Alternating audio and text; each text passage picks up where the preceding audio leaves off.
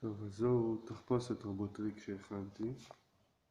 כפי שניתן לראות, יש פה מפסקים. מפסק אחד אחראי לצופר, מפסק שני לאורות.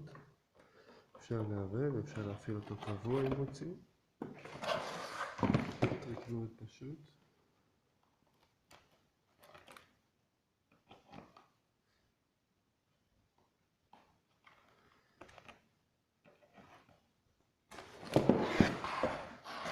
יש לנו אור קבוע. אלה ידנים, זה אמור להתחבר ליד של הילד, אני צריך עוד להרכיב את זה. פשוט מה שקורה,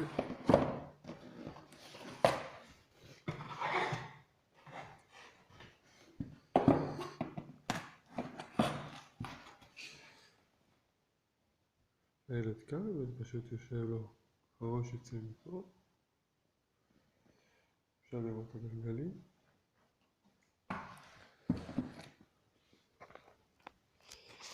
אפשר לראות את זה מרחוק.